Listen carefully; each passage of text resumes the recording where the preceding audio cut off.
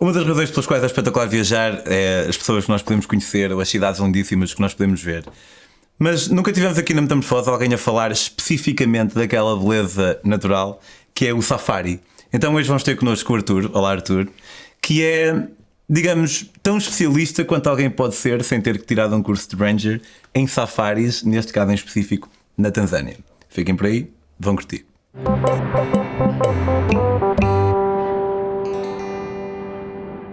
Olha, antes de começarmos a falar, vou tirar um café. Obrigado. A Delta Q tem uma gama que se chama Origins, em que tem cafés com blends de vários países do mundo, e um deles é precisamente o da Tanzânia. Tu não sei se tu nas tuas incursões pela Tanzânia passaste muito por plantações de café ou assim? Acontece-me, nós viajamos muito pela parte norte da Tanzânia, saímos para os safaris da cidade de Arusha, e todo o redor da cidade de Arusha passamos sempre por imensas plantações de café, cenas brutais. Obrigado. Aquelas plantações, tu olhas e só vês assim aquele verde. E aconteceu por acaso na minha última viagem, no meu último grupo que acompanhei por lá, subimos até um determinado ponto do Kilimanjaro, do Monte Kilimanjaro, para visitar umas cascatas, e esse percurso terminou numa pequena fazenda de café, onde vimos eles a torrarem o café, a moer o café com aqueles paus, tipo um pilão grande, a estarmos ali a moer o café, que foi uma experiência porreira. Aquele cheiro intenso do café, aquilo para amantes de café é uma loucura. Imagino. Eu por acaso acho que se já estive em alguma plantação de café, não sabia para que é que estava a olhar. E como quem não sabe é como quem não Sim. vê, se calhar nunca vi. Mas vamos voltar aqui um bocadinho atrás. Gostava de saber como é que o Arthur se transformou no Arthur e o que é que te levou a ter este tipo de trajeto de vida que, como sabrás, e eu próprio sei porque também, à minha própria maneira, também tenho um trajeto de vida que está um bocadinho diferente daquilo que era suposto, não falando que há trajetos melhores ou maus, porque quando se usa o termo era suposto parece que é mau, mas eu acho que tu entendes o que eu quero dizer. Sim, exatamente. São apenas diferentes, não é melhor nem pior, é diferente. Por nós é melhor, mas pronto. Sim, mas concordo. E por isso é que mudámos. Eu sou arquiteto de formação e trabalhei há alguns anos nessa área, mas cansei-me de ficar fechado dentro de um espaço, estava a precisar de mais, o meu corpo pedia mais, porque eu sempre viajei muito com os meus pais quando era criança, mas era aquele tipo de viagem para a praia, para o hotel, para o resort, não era aquela coisa da descoberta. E ao mesmo tempo cresci a ver documentários de vida selvagem, da África, daquelas paisagens, daquelas savanas, e assim que consegui começar a juntar o meu dinheiro, das primeiras viagens que quis fazer, África. Logo. África subsaariana. Savana, fiz Quénia e Tanzânia na altura. Safari, queria ver animais. Estava a começar a encarar a fotografia como uma forma mais profissional, ainda enquanto arquiteto, mas estava a começar a olhar para a fotografia. E animais selvagens, a savana, as paisagens, portanto, puxou-me bastante. Pensando eu que seria, é uma viagem que não é barata para a nossa realidade portuguesa, mas pronto, é aquela viagem que tu fazes uma vez na vida. O problema é que fazes uma vez e gostas tanto que queres voltar. E portanto, assim, sempre que possível, fui voltando, até que comecei a organizar viagens para lá. Ok, um bocado de estilo. Eu nunca fiz paraquedismo, mas dizem-me que quando uma pessoa faz uma vez tem que voltar a fazer. Com as tatuagens. Ou com as tatuagens, ok, como eu posso ver também. Sabes que eu fiz assim safaris a sério, que merecem o nome de safari, fiz 2. Fiz um no Etosha, na Namíbia. Sim. E o primeiro que eu fiz foi no Kruger Park, na África do Sul. Tinha 20 anos na altura. E fiquei absolutamente fascinado. Mas o Kruger Park não é dos melhores, ou é? É tudo aquilo que podes ter como comparação. Portanto, os primeiros que eu fiz também foram no Kruger, porque eu tenho família em Moçambique e portanto íamos lá às vezes, íamos ao Kruger, que era ali perto, e eu adorava aquilo, porque era o que eu conhecia, portanto era fantástico. Quando começas a fazer outros, Tanzânia, Quénia, Botsuana, Zâmbia, começas a perceber que quanto mais natural, quanto mais selvagem, melhor. E o Kruger está muito feito para ser fácil a ires com o teu carro, uma coisa mais confortável, portanto não é aquela cena da aventura de andares num jipão, na picada, fora de estrada, e é isso que dá aquele gozo. Podes sair, tens trilhos que te saem fora da estrada principal e portanto fazem-te chegar mais perto. Ok, então e na Tanzânia, no grande ranking de safaris, sabes que já me disseram isto 20 vezes, eu nunca sei. O Serengeti é no Quénia? Não, o Serengeti é na Tanzânia, quando passa para lá do Quénia, Masai Mara. No fundo é a mesma reserva, É o mesmo parque, não tem fronteira. Há uma zona que é separada pelo Rio Mara, mas pronto, é o mesmo parque nacional. Características semelhantes, então? Sim, apesar de ser bastante grande. Aquilo, se não me engano, são 400 km de norte a sul.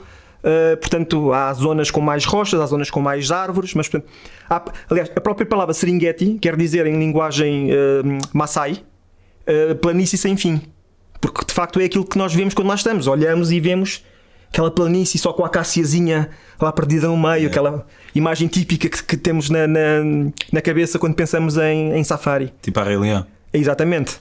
E os Masai Mara também são uma tribo, não é? Os Maasai. Maasai. Mara é o nome do rio.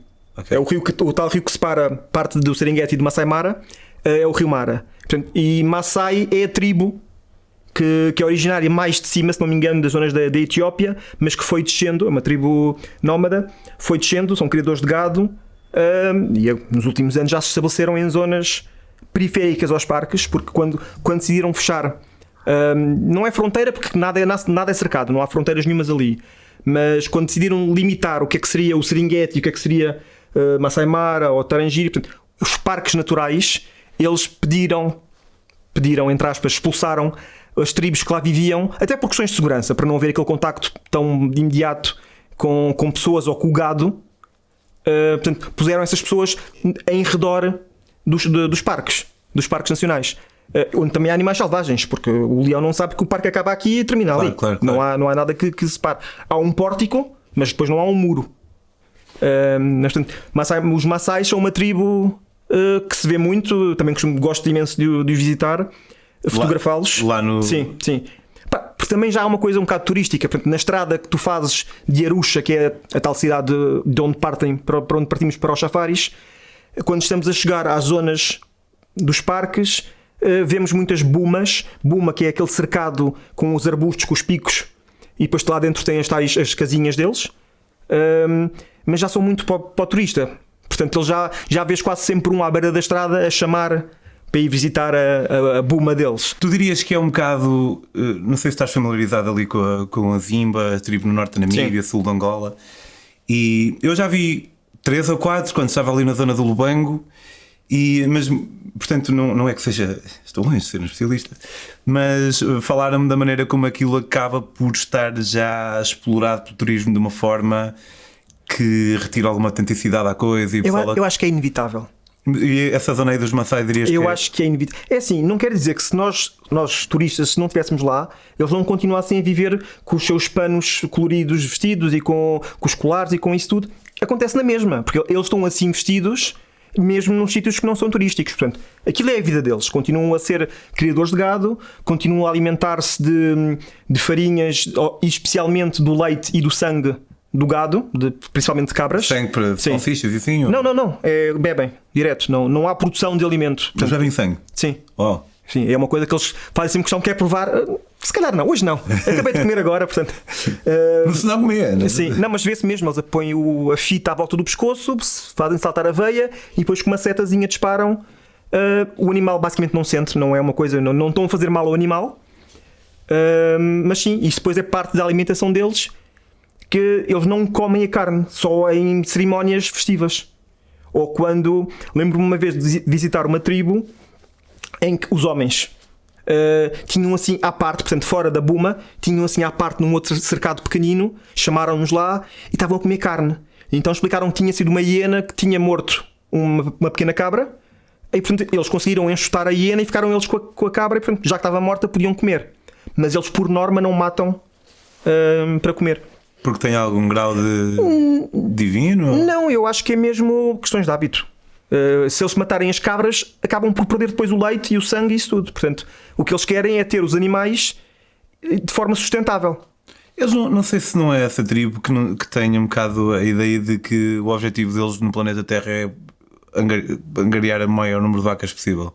Como em muitas tribos, ou em muita parte árabe, a questão da quantidade de camelos, quanto mais camelos mais rico és. Ali também é um bocado assim. Eles são... O homem pode casar com várias mulheres se tiver cabras o suficiente para poder comprar, dar o dote ao pai. Portanto, aquilo que eu falava há bocado, cada buma dessas é uma família. Portanto, é um chefe e cada casa é uma mulher. Portanto, e eles depois vão dormindo consoante a noite que querem passar com esta ou com aquela, vão mudando de casinha, e depois as crianças mudam para outra casa para o chefe da vila poder passar o tempo sozinho com aquela mulher específica. Portanto, quanto mais cabeças de gado, mais rico tu és, quanto mais rico tu fores, mais mulheres poderás ter. Portanto, ainda é uma cultura bastante distante da nossa. E há alguma viagem intercultural, isto é, um Maasai, de vez em quando há um que vai estudar sim. para a universidade? Tu vês isso, vês muitos. Normalmente eles não falam inglês de uma forma natural, mas tens sempre já alguns, especialmente os filhos do chefe, já vão para a cidade, já estudam, e alguns voltam, depois já gerem mais a coisa quase como um negócio, é o que fala inglês, é o que tem telemóvel. Portanto, isso já existe. E depois também há muitos que não voltam, que seguem as suas vidas na cidade. E também tens o contrário, que eu também já me cruzei por lá, que são turistas que vão, ou em voluntariado, portanto, ocidentais que chegam lá, apaixonam-se, casam e ficam lá. Também já... Sério? Já conheceste alguém assim? Já conheci. Tens uma história que te deu na televisão há já há algum tempo, mas que era a Maasai branca, que era uma mulher muito branquinha, muito lourinha, que vive lá no meio com os panos vermelhos, está lá, tem as suas crianças, tem o seu marido e vive lá. Portanto, tu eras capaz? Não sei se és uma pessoa comprometida ou não, mas... Não sou, mas eu gosto muito de ir, mas gosto muito de regressar. Portanto, eu gosto muito de viajar, mas também gosto de regressar daquele tempo que estamos a regressar. Não sei, eu já tive uma proposta aqui há uns anos de trabalho para Moçambique, mas não, na altura, se calhar se fosse agora até era uma coisa para 2 anos e até ponderava e até poderia ir. Na altura, não sei se por receio, achei que não era o momento. Eu estava a falar mais de se eras capaz de me apaixonar de ficar por uma Maasai. Não sei também como é que seria encarado, porque é mais fácil o homem Maasai ter uma mulher estrangeira do que de repente o ocidental quer ir lá e quer roubar a nossa mulher. Não sei como é que isso poderia ser encarado. Em Zanzibar já acontece muito, mas de facto tu vês muito mais o contrário, a mulher ir e ficar com o local do que o ocidental ir e ficar com... É mais para o divertimento, que também é uma coisa parva, mas que acontece. Muitas vezes o ocidental vai lá, o homem encara a coisa como divertimento, a mulher apaixona-se mais facilmente e fica. Ok. Pela experiência que eu tenho, não é regra nenhuma, nem tem que ser. E em relação ao safari em si, como é que funciona? Tu sais da Arusha, como eu te tinha falado, e depois tens uma das vantagens da Tanzânia em relação, por exemplo, ao Quénia, é que a maior parte dos parques são encostados uns aos outros. Portanto, tu consegues fazer uma viagem onde vais passando de parque em parque, enquanto no Quénia os parques são mais dispersos e, portanto, perde-se um bocado de tempo a ir de zona para zona. Ali na Tanzânia, nós saindo da Arusha temos mais ou menos a 2 horas temos o Lago Manyara, daí seguimos e subimos a cratera do Ngorongoro, ou melhor, subimos as montanhas onde está inserida a cratera do Ngorongoro, que para mim é o meu sítio preferido no mundo, que é uma cratera de um vulcão extinto, uma coisa com cerca de 20 km de raio, e lá dentro... 20 km? Sim, raio. É grande, é muito grande. E é um parque natural. Dentro da cratera, portanto, tu chegas ao topo, o topo está a cerca de 2.200 metros, 2.300 metros, e desces 600 metros e tens um platô impecável. Portanto, tu estás a ver os animais, a vida selvagem à tua frente, sempre com uma parede verde à volta, que é a parede interior do vulcão. É lindo. E tens, dentro da cratera, tens um lago de água doce, tens lagos de água salgada, tens zonas de savana árida, tens mato denso selvagem, tudo ali no meio. É fantástico. E é um dos poucos sítios por ali que oferece condições tão boas que os animais não sentem necessidade de migrar. Portanto, todo o ano os animais estão ali. Não há aquela também cena... que seja um equilíbrio muito delicado, não é? Tipo, qualquer coisa que falha... Sim. E por isso é que é dos sítios mais controlados em termos de estradas e de caminhos. Também como é fácil controlar, os rangers, os guardas estão no rebordo e portanto têm sempre acesso visual. Não podes sair da estrada, não podes sair do jeep. É muito controlado. Os próprios caminhos, a maior parte deles são cercados com pedrinhas, exatamente para não haver aquela tendência de pôr a roda fora. Exatamente por isso, como é uma zona mais fechada, tem que ser mais controlado. Mas é bom demais. E tu passas lá algumas horas ou tem lá dentro sítio também onde passar a noite? Não, lá em baixo não se pode ficar, não há nada construído. Há 2 pequenos apoios de casas de banho. De resto não há qualquer tipo de construção ali em baixo. Os hotéis são cá em cima, portanto, há os hotéis mais mais caros, melhores, são mesmo no rebordo com vista para a cratera. Eu muitas vezes vou e vamos em versão mais budget e ficamos a acampar, mas também é assim um descampado, um platô também com vista lá para baixo. Acampar, mas podes acampar assim. Não é acampamento selvagem, tem zonas de acampamento, mas que é giro porque não há vedação. Portanto, tu estás a acampar, estás na tendinha pequenina e ouves os animais à noite. Portanto, o rugido do leão é uma constante. Sério? Porque um rugido de leão ecoa a 5 km, portanto, ouves bastante. Não quer dizer que ele esteja ali perto. Mas já me aconteceu ter zebras ou ter búfalos a pastar encostados à tenda, e portanto estás a querer dormir e parece que a tenda vai voar porque estão os búfalos a pastar, a ruminar, ali encostados, portanto aquilo. Mas há algum tipo de segurança que está lá a ajudar? Há lá gente, mas não há armas.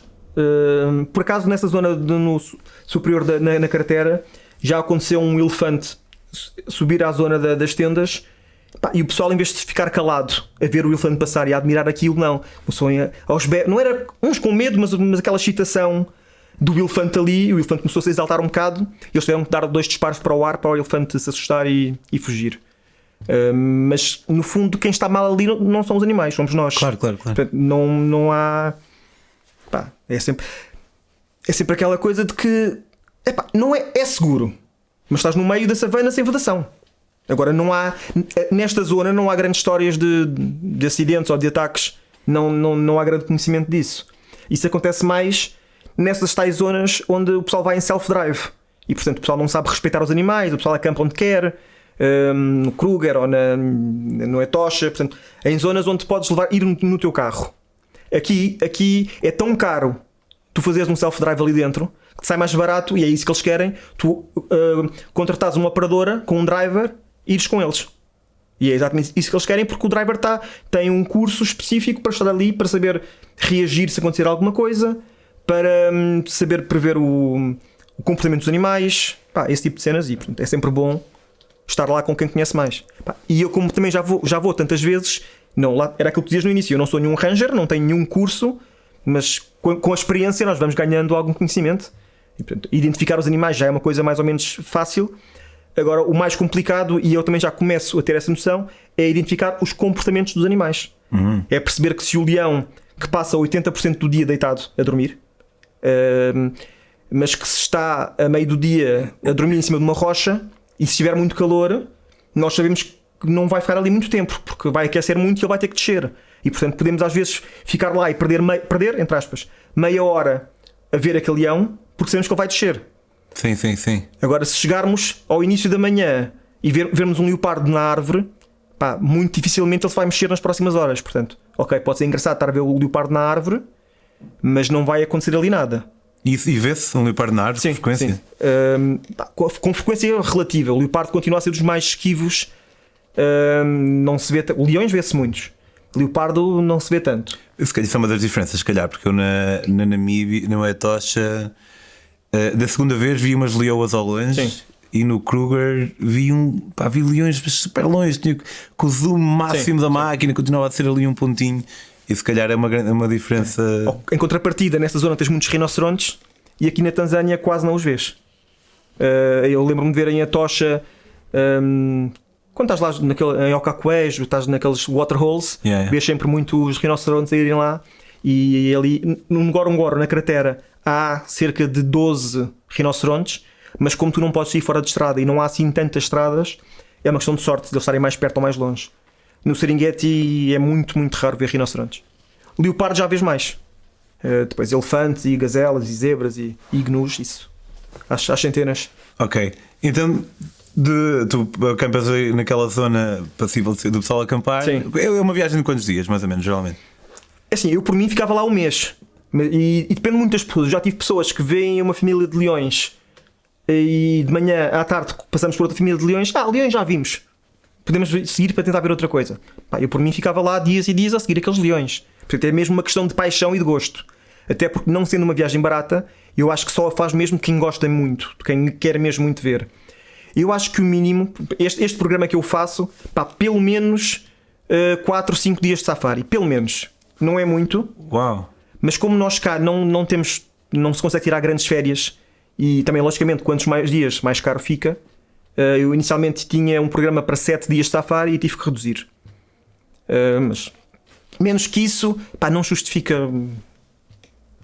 É lógico que quanto mais tempo estás lá, mais sorte, mais hipóteses de ter sorte tu tens, porque Claro, o safari é uma questão de sorte, não é um jardim zoológico. Eu falei aqui há uns tempos, uma amiga minha me dizia que tinha comprado um safari, uma viagem de safari numa agência e que eles tinham garantido que ela ia ver elefantes. Pá, não podem garantir.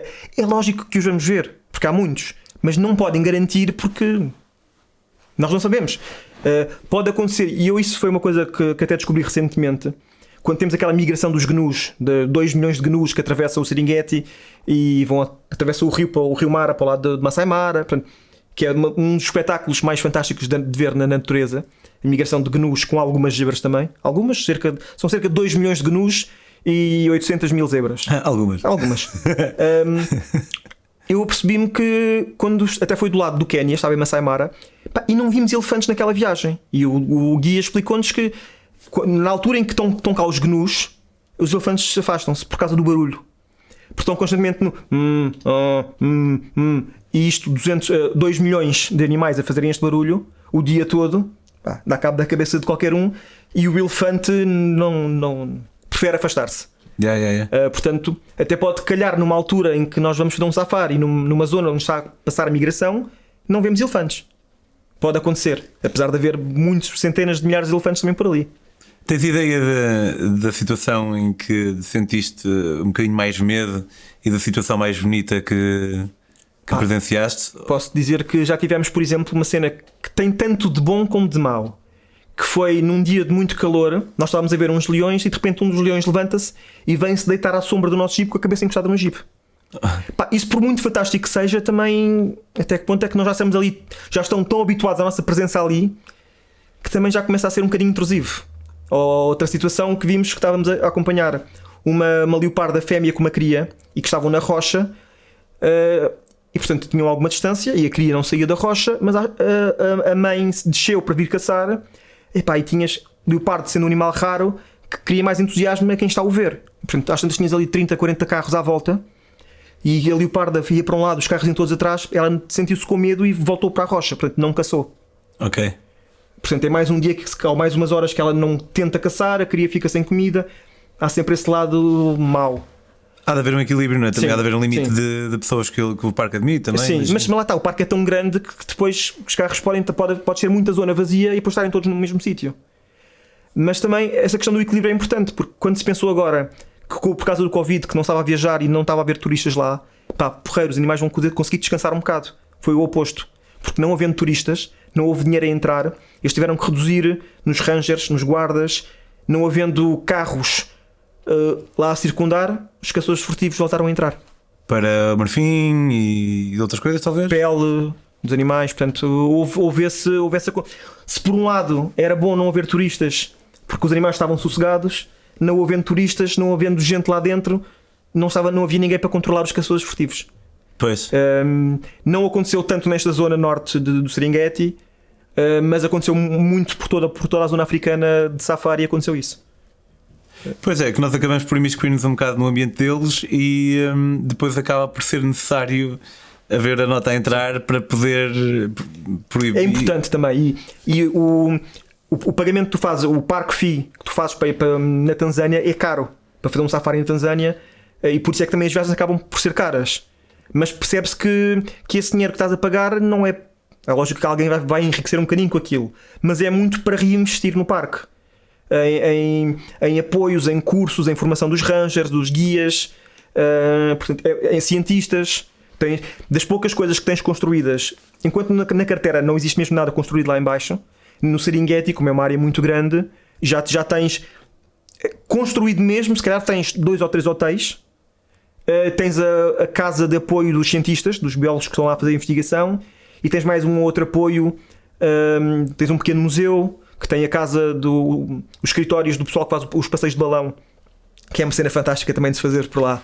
Um passeio de balão, caro como tudo, mas brutal. Tu estás a voar. E eu tenho muitas vertigens e mesmo assim sempre que posso faço o passeio, porque estás a sobrevoar aquilo tudo que estás a ver cá de baixo.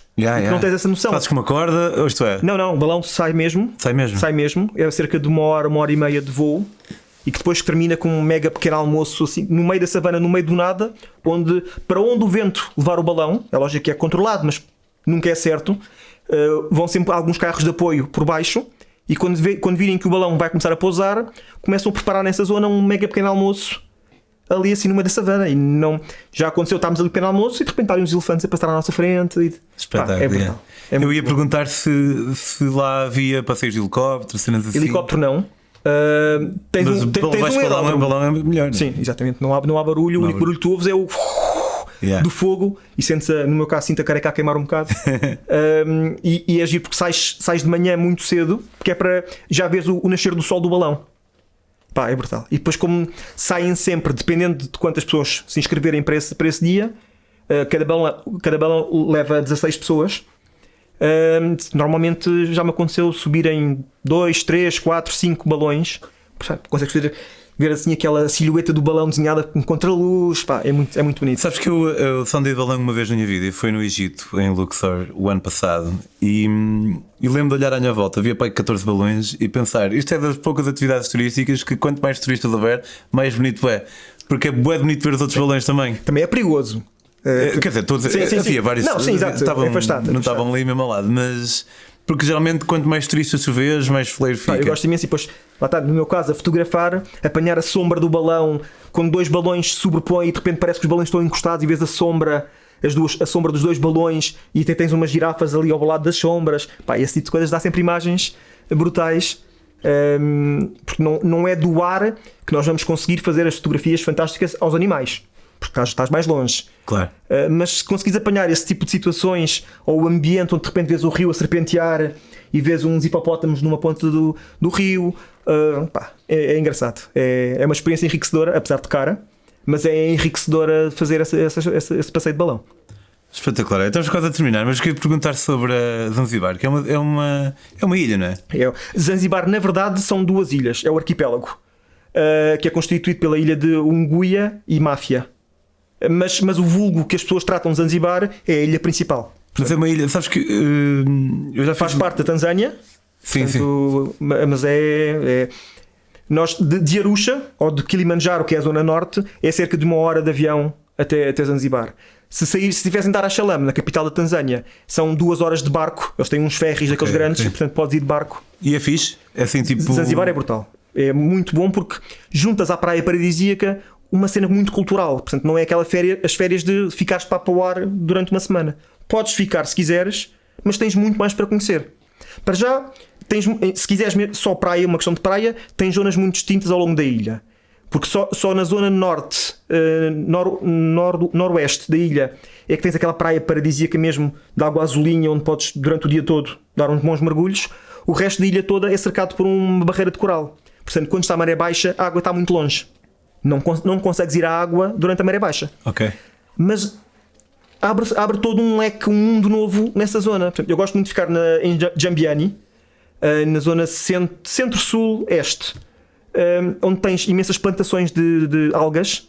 E, portanto, de repente vês a maré a baixar e começas a ver as mulheres a aproximarem-se.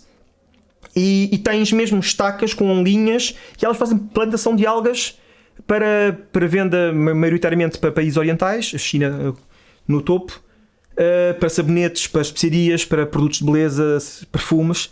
E aquilo é bastante engraçado e, mais uma vez, enquanto fotógrafo, aquilo é super fotogénico e é muito mais enriquecedor, a meu ver, do que simplesmente uma praia bonita. Porque continua a ser bonito é vendo esse acréscimo. Portanto, tens as mulheres a plantar as algas e os homens os pescadores. É muito fixe. E como a praia não é tão bonita, é uma zona muito menos turística. Portanto, estás muito mais inserido dentro da comunidade. Tinha ideia que era bastante turístico. Essa parte da ilha onde a praia é boa e acaba por ser chato às vezes. Tens os beach boys locais que querem sempre vender coisas e o passeio de barco, ou vender a estatueta, ou vender isto. Mesmo que tu estejas deitado e a dormir, eles vão lá e tocam-te para acordar. E se acontecer uma vez, ok, tu dizes que se queres ou não queres e ele vai-se embora. O problema é que está constantemente a acontecer. Sempre, sempre, sempre. E eu também gosto de me isolar um bocado disso. Não só disso, mas também dos turistas, dos hotéis, com o pessoal que fazer aquelas danças de zumba no meio da praia e essas coisas assim. Eu prefiro ir. E felizmente o pessoal que eu tenho levado também procura isso. E portanto temos ido sempre para essas zonas mais calmas. E tens a capital, Stone Town, pá, que é uma mistura. Zanzibar é 99% muçulmano. E portanto a cidade, a parte antiga de Stone Town, é assim uma mistura de Marrakech com Alfama. Aqueles becos estreitinhos, aquelas ruas sem saída, que tu já não sabes se estás numa rua, se já estás dentro da casa da pessoa quase. Ok. É muito engraçado. E tu tens, foi o único sítio no mundo onde eu vi, dentro de uma mesma cerca, uma mesquita e uma catedral, uma igreja. Portanto, não há qualquer tipo de problemas religiosos, de misturas. Vês muito pessoal hindu, vês budistas, vês um ou outro, mas não é por aí. Mas agora, hindu, católico e cristão e muçulmano estão ali todos juntos, não há problema nenhum. É de salutar essa aproximação entre as várias religiões. Super friendly, nunca tive nenhum problema de assaltos, ando sempre com a máquina, mesmo à noite, nunca tive problema. É lógico que casar pode acontecer sempre, claro. Nunca tive. E depois aqui e ali, ainda vês algumas coisas portuguesas, porque os portugueses passaram lá, estupidamente não tiveram interesse e portanto preferiram seguir caminho, mas tens um forte de construção portuguesa, tens lá ainda um canhão com escudo e mais um arco por lá. Pá, e é muito, eu gosto muito de Zanzibar. Gosto muito de Zanzibar. Nunca fui, mas gostava de ir. É um ótimo complemento ao safari. Imagino. Vais limpar a poeira, como eu costumo dizer. Agora vamos limpar a poeira. Muito fixe. Olha, Arthur, obrigado por teres vindo aqui. Obrigado eu pelo convite. Contar-nos estas histórias da Tanzânia. Podem seguir o Arthur no Instagram em Arthur Cabral. Suponho que, que chegue. Quanto a nós, se quiserem seguir as minhas próprias aventuras, podem seguir-me também no Instagram em Pedro on the Road. Para apoiar este projeto espetacular que é Metamorfose, há coisas muito simples. Uma delas é deixar ali aquele like para ajudar o algoritmo e tal, subscrever o canal, e se quiserem apoiar de uma maneira mais substancial, podem comprar os meus livros.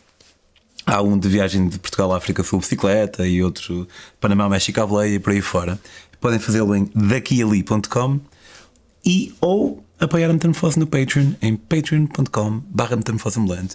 2€ por mês, não é nada, realmente ajuda este projeto a manter-se de pé. Vemo-nos para a próxima, vemos para a semana e nós vemos para a próxima, Arthur. Obrigado. Obrigado.